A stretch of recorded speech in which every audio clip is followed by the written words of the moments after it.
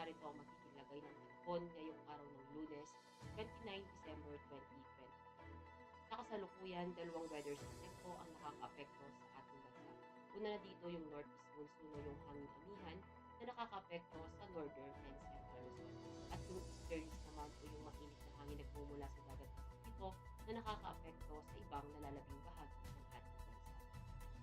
Para naman po sa magiging lagay ng panahon, dahil nga po sa easterlies, asahan natin dito sa may Sorsogon, sa Masbate, Palawan at Visayas ang bahagyang maulap hanggang maulap na kalangitan na may mga punong-punong pag-ulan, pagkulog at pagkidlat. At dahil naman sa northeast monsoon, asahan natin dito sa may Metro Manila at ibang nalalabing bahagi ng Luzon ang bahagyang maulap hanggang maulap na kalangitan na may mga pulong-pulong mahinang pag-ulan.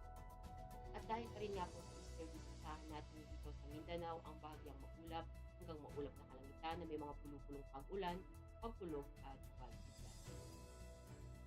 At para naman sa magiging lagay ng panahon sa mga susunod na araw, dito sa may Metro Manila, sa Cavite at Lipa, asahan natin hanggang Huwebes ang bahagyang maulap hanggang maulap na kalangitan na may mga pulong-pulong pag-ulan, pagkulog at pagkidlat. At pagsapit ng Biyernes, asahan natin yung maulap na kalangitan na may mga kalat-kalat na pag-ulan, pagkulog at pagkidlat. At sa Angeles naman, asahan natin hanggang Biyernes ang bahagyang maulap hanggang maulap na kalangitan na may mga pulong-pulong pag-ulan, pagkulog at pagkidlat. At sa Puerto Princesa at Kalayaan Island, asahan natin sa Miyerkules hanggang Biyernes ang maulap na kalangitan na may mga kalat-kalat na pag-ulan, pagkulog at pagkidlat. At dito naman sa Mactan, Zamboanga at Davao, asahan natin sa Miyerkules hanggang Biyernes ang bahagyang maulap hanggang maulap na kalangitan na may mga pulong-pulong pag-ulan, pagkulog at pagkidlat. Ang araw ay lumubog ng 17:36 at sisikat bukas ng 06:20. Para sa ating moon illumination, meron tayong 79% chance.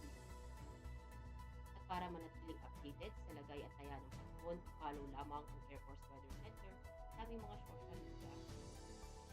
At yan lamang po ang latest update natin sa weather sa ngalan ng aming commanding officer na si Colonel Abidjan Salvador Pap DSP, o po sa Sergeant National Air Force Kalangan, Philippine Air Force, weather broadcaster ng Air Force Weather Center. Muli, magandang gabi.